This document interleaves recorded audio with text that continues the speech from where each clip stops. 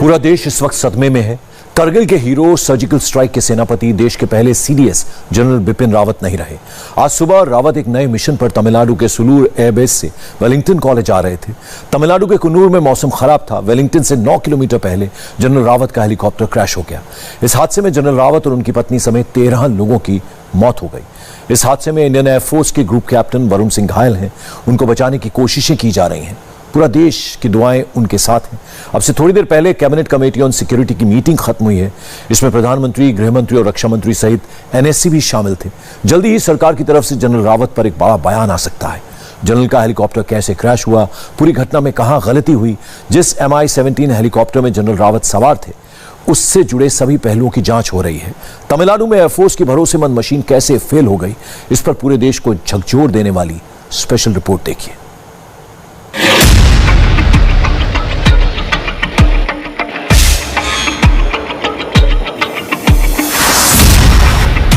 General Bipin Rawat जिस helicopter पर सवार थे उसका नाम है MI-17 V5। यह हेलीकॉप्टर मेड इन रशिया है। सीडीएस जनरल रावत के MI-17 हेलीकॉप्टर ने तमिलनाडु के सुलूर एयरबेस से वेलिंगटन के लिए उड़ान भरी थी। इंडियन एयरफोर्स के सूत्रों के मुताबिक इस हेलीकॉप्टर की पूरी जांच की गई थी। हेलीकॉप्टर के पायलट और मेंटेनेंस स्टाफ ने उड़ान से पहले इसे चेक किया था। इस MI-17 हेलीकॉप्टर को अच्छे तरीके से मेंटेन किया गया था और उड़ान भरने से पहले मौसम विभाग की रिपोर्ट और सभी तकनीकी पहलुओं को भी जांचा गया था।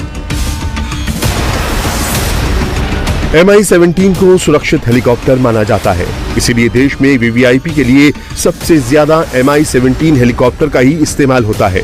प्रधानमंत्री से लेकर सेना के बड़े जनरल अधिकतर मौके पर MI-17 हेलीकॉप्टर में ही उड़ान भरते हैं।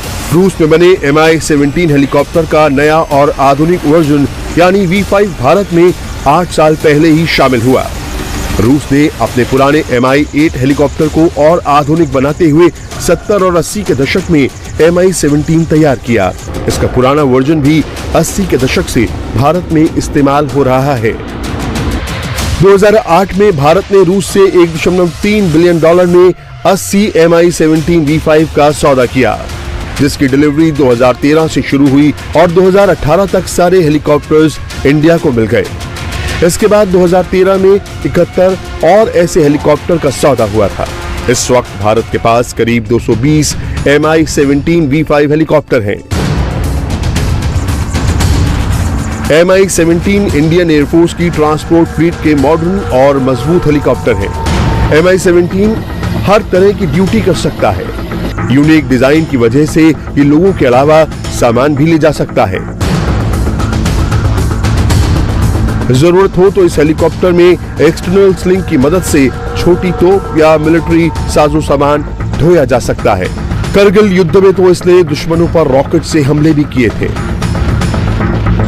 मॉडर्न सिस्टम वाला MI-17 दिन हो या रात किसी भी मौसम में हर एक सीमा तक पहुंच सकता है। यह हिमालय की ऊंची से ऊंची रेंज पर लैंड कर सकता है और दुनिया के सबसे ऊंचे बैटलफील्ड यानी सियाचिन के बेस कैंप तक जा सकता है।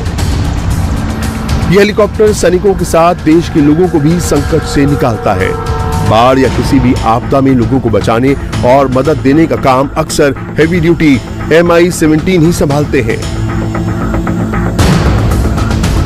MI-17 V5 में 2 पायलट और 1 इंजीनियर को मिलाकर 3 क्रू मेंबर होते हैं। इसमें 24 सैनिक सवार हो सकते हैं। यह हेलीकॉप्टर 4000 किलोग्राम से 5000 किलोग्राम तक वजन ले जा सकता है। 280 किलोमीटर की टॉप स्पीड के साथ इसकी रेंज 600 किलोमीटर से भी ज्यादा है और ये 6000 मीटर की ऊंचाई तक उड़ सकता है। रूस ने MI-8 और MI-17 सीरीज के अब तक 12000 हेलीकॉप्टर बनाकर बेचे हैं और आज करीब 60 देशों के पास ये हेलीकॉप्टर हैं। अब इसकी मजबूती का वीडियो देखिए।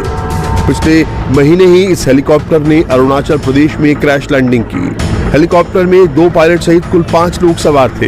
हालांकि एक इंजीनियर को थोड़ी चोटें लगी, लेकिन सभी सुरक्षित बच गए और शायद इसकी एक वजह इस हेलीकॉप्टर का सॉलिड होना भी है। हालांकि इस हेलीकॉप्टर को बहुत ही सेफ माना जाता है। अगर भारतीय वायुसेना ऐसे 200 से भी ज्यादा हेलीकॉप्टर उड़ा रही है तो इसका मतलब बहुत ही भरोसेमंद मशीन है। सीडीएस जनरल बिपिन रावत जिस MI-17 से वेलिंगटन जा रहे थे, उसके पायलट इंडियन एयरफोर्स के विंग कमांडर पृथ्वी सिंह चौहान थे, जिनके पास ऐसे हेलीकॉप्टर को उड़ाने का लंबा अनुभव था। एयरफोर्स सूत्रों के मुताबिक पृथ्वी सिंह चौहान एयरफोर्स की 109 हेलीकॉप्टर यूनिट के कमांडिंग ऑफिसर थे। हेलीकॉप्टर के पायलट ग्रुप कमांडर और कमांडिंग ऑफिसर रैंक के अधिकारी थे, यानी पूरी सीनियर टीम मौजूद थी। ऐसे में मानवीय भूल होने की आशंका ना के बराबर है। इसके बावजूद एयरफोर्स का 2 इंजन वाला हेलीकॉप्टर कैसे क्रैश हो गया, इसका पता फ्लाइट डेटा रिकॉर्डर से मिल सकता है। फ्लाइट डेटा रिकॉर्डर वो डिवाइस है जो किसी भी उड़ान के दौरान हेलीकॉप्टर के कम्युनिकेशन और बाकी सभी जानकारियों का रिकॉर्ड रखता है। बताया जाता है कि वीवीआईपी मूवमेंट करने वाले हेलीकॉप्टर्स में कॉकपिट वॉइस रिकॉर्डर और फ्लाइट डेटा रिकॉर्डर भी होता है, जो हर सेकंड हेलीकॉप्टर से सैकड़ों जानकारियों सहित पायलटों की आपसी बातचीत, कॉकपिट की आवाज को भी रिकॉर्ड करता है। वीवीआईपी को ले जा रहे हेलीकॉप्टर की लगातार रडार से भी निगरानी की जाती है। हालांकि इस MI-17 क्रैश की पूरी जानकारी जांच के बाद ही सामने आएगी। ये पहला मौका नहीं है। 6 साल पहले नागालैंड में भी जनरल बिपिन रावत का हेलीकॉप्टर एक्सीडेंट हुआ था। उस वक्त किस्मत ने साथ दिया और जनरल बच गए थे, लेकिन इस बार हुए हेलीकॉप्टर हादसे में जनरल रावत का निधन हो गया। आपको बता दें, जब बिपिन रावत को आर्मी चीफ बनाया गया था तब बहुत सारे सवाल थे। बिपिन रावत आर्मी चीफ भी बने और बाद में चीफ ऑफ डिफेंस स्टाफ भी बने। बिपिन रावत जब भी बोलते थे बड़ी बेबाकी से बोलते थे, पूरे दमखम से बोलते थे। हमारे सहयोगी सौरभ शर्मा ने जनरल बिपिन रावत से खास बातचीत की थी। बात चाहे पाकिस्तान की हो या चीन की, बात LOC की हो या LAC की, बिपिन रावत सभी सवालों पर खुलकर बोले। देखिए बिपिन रावत का यह सबसे चर्चित इंटरव्यू। नमस्कार, आप सबका बहुत बहुत स्वागत है। आज हम आपकी मुलाकात कराने जा रहे हैं एक बहुत ही अहम शख्सियत से, वो शख्सियत जिनके कंधों पर है देश की सरहदों की हिफाजत की जिम्मेदारी। धन्यवाद, बहुत बहुत खुशी आप सबसे मिलकर। सबसे पहले आपसे यही पूछना चाहता हूं कि आपके नज़रिए से इस वक्त सेना के सामने आप जिस पद पर हैं उसे देखते हुए चुनौतियां क्या हैं? क्या आपको लगता है कि आने वाले दिनों में आपकी प्राथमिकताएं रहेंगी? देखिए, भारतीय सेना दुनिया की तमाम सेनाओं में अव्वल सेना मानी जाती है।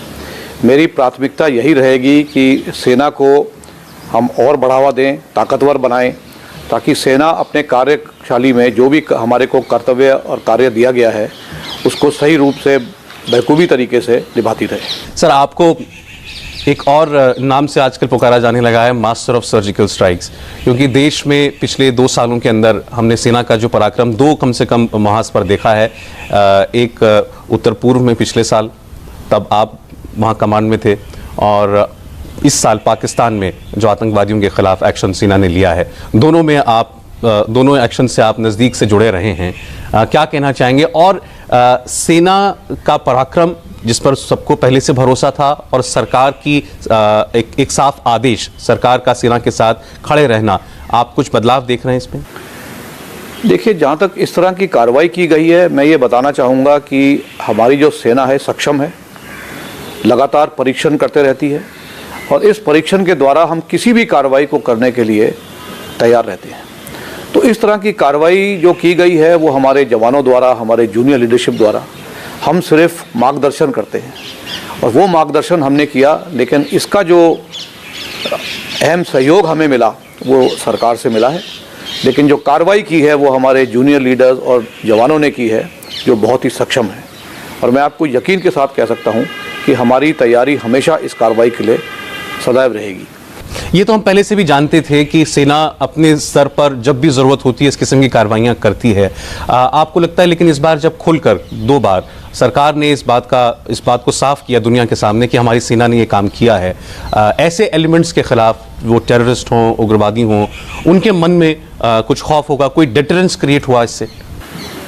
देखिए, ये एक संदेश देने का मकसद होता है। सरकार ने जो अब की बार खुल के बोला कि हमने इस तरह की कार्रवाई की है, ये एक संदेश दिया गया है, और मेरे ख्याल में जो ये संदेश दिया है ये बखूबी संदेश है। इसका कोई मकसद था और वो मकसद जो था वो हमने अचीव किया है। हमारी ओर से अमन और शांति बहाल करने की पूरी कोशिश रहेगी। हम यही चाहेंगे कि सरहद में किसी तरह की ऐसी कार्रवाई ना हो जिससे कि आपस में उलझन हो, क्योंकि ऐसी कार्रवाई जब होती है बॉर्डर एरियाज़ में तो इसका असर फ़ौज के ऊपर इतना नहीं पड़ता है। बॉर्डर एरियाज़ में रहने वाली जो आवाम जनता होती है उनके ऊपर ज़्यादा असर पड़ता है, क्योंकि जैसे आप देखते हैं एलसी के लाइन ऑफ कंट्रोल के दोनों पार नज़दीकी इलाके में दोनों तरफ से सिविलियन पॉपुलेशन रहती है। तो जब ऐसी कोई कार्रवाई होती है या टेंशन बढ़ता है और फायरिंग होती है या सीज़ फायर वायलेशन होता है तो उसमें सिविलियंस को ज़्यादा असर पड़ता है। हम लोग तो इस चीज़ के लिए तैयार रहते हैं, हमारे पास बंकर बने हुए हैं अपनी सुरक्षा के लिए, हमारे पास हथियार हैं अपनी सुरक्षा के लिए, लेकिन जो आम जनता है उनके पास ऐसी कोई सुविधा नहीं है। किसी किसी इलाकों में हमने उनके सुविधा के लिए बंकर बनाए हैं, लेकिन अगर इस तरह की कार्रवाई चलती रही तो हमें फिर इस तरह के अपनी सिविलियन जनता के लिए, अपनी आम जनता के लिए फिर सुरक्षा के लिए कुछ कार्रवाई करनी पड़ेगी। आपने बयान दिया कि अगर जरूरत पड़ी तो भारतीय सेना ताकत का इस्तेमाल करने से नहीं चूकेगी, ये हम सब जानते भी हैं, लेकिन आपको लगता है कि पाकिस्तान का ट्रैक रिकॉर्ड देखते हुए ये नौबत आ भी सकती है? अगर इस तरह की कार्रवाई चलती रही तो हमें फिर इस तरह के अपनी सिविलियन जनता के लिए, अपनी आम जनता के लिए फिर सुरक्षा के लिए कुछ कार्रवाई करनी पड़ेगी।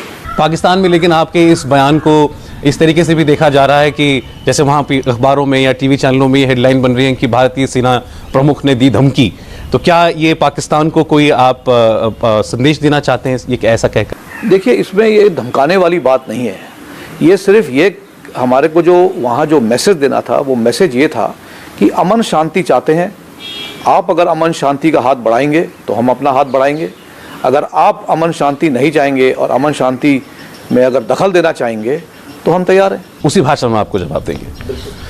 सर, आपका इतना लंबा करियर सर्विस रिकॉर्ड रहा है कश्मीर में। कश्मीर में पिछले कुछ महीनों से हालात जो हैं काफ़ी बदतर होते जा रहे हैं और उसमें सेना का भी एक अहम रोल है। आपके अनुभव के हिसाब से इस वक्त कश्मीर को किस किस्म की हैंडलिंग की ज़रूरत है और उसमें सेना का क्या रोल हो सकता है?